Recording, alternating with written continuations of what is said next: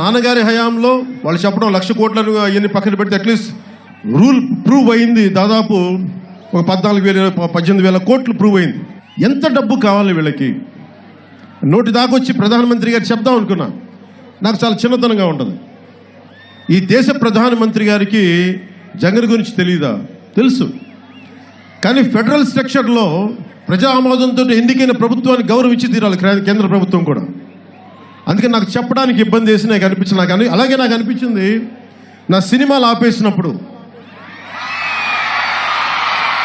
మీకు ఉద్యోగాలు ఎందుకు ఇవ్వట్లా? మీ దగ్గర డబ్బులు ఉండకూడదు. నా సినిమాలు ఎందుకు ఆపేయాలి? 5 రూపాయలు టికెట్లు పెట్టి ఎందుకు చేయాలంటే పవన్ కళ్యాణ్ దగ్గర డబ్బులు ఉండకూడదు, పార్టీని నడపకూడదు. నాకు ఓకే. అది ఇన్ని సమస్యలున్నా ప్రధానమంత్రి గారు తెలిసి కూడా, కేంద్ర నాయకత్వం నాకు తెలిసి కూడా ఒక్క మాట మీరు జగన్కి చెప్పండి అని నేను ఏ రోజు కూడా అడగల. నాకు ఆ సెల్ఫ్ రెస్పెక్ట్ ఉంది, నాకు ఆత్మగౌరవం ఉంది. నేను తగ్గినట్లు. నా నేల ఇది, మా నేల ఇది. మా నేలలో మేమే పోరాడతాం.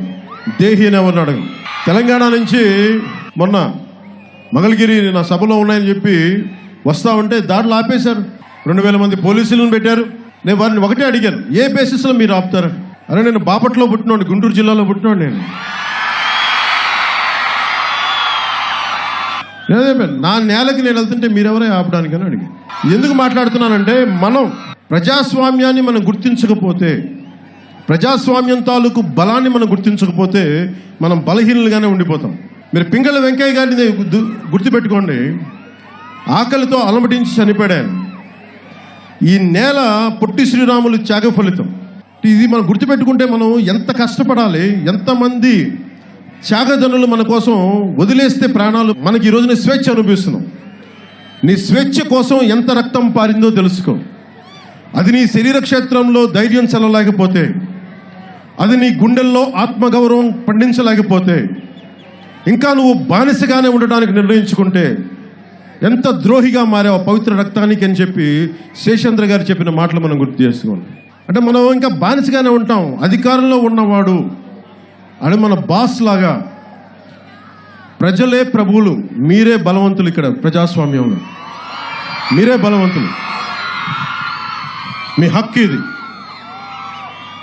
మన రక్తంతో రాసిచ్చిన అధికారమే మనకి ఉరితాడై కూర్చుందని శేషేంద్ర గారు చెప్పినట్టుగా, మన రక్తంతో రాసిచ్చాం వాళ్ళ అధికారానికి. మనం భయపడాల్సిన అవసరం లేదు. మనం నచ్చకపోతే ఇలా రోడ్ల మీదకి వచ్చి నిరసన చెప్పాల్సిన అవసరం కూడా ఉంది మనకి. ముఖ్యంగా నిరుద్యోగులకు చెప్తున్నాను ఈ రోజున, మెగా డిఎస్సి నిరుద్యోగులకి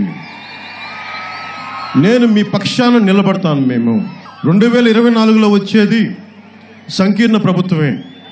జనసేన తెలుగుదేశం సంకీర్ణ ప్రభుత్వమే. ఎందుకంటే నేను నా నేల కోసం, మన నేల కోసం నేను ఎన్ని పోరాటాలకైనా ఎన్ని త్యాగాలకైనా సిద్ధం. జగన్ లాగా డబ్బు పేరుకుపోయి అధికార మదంతో వైసీపీ నాయకులు ఉన్నారు. వాళ్ళని ఎలా ఎదుర్కోవాలో కూడా నాకు బాగా తెలుసు. నేను ఎంత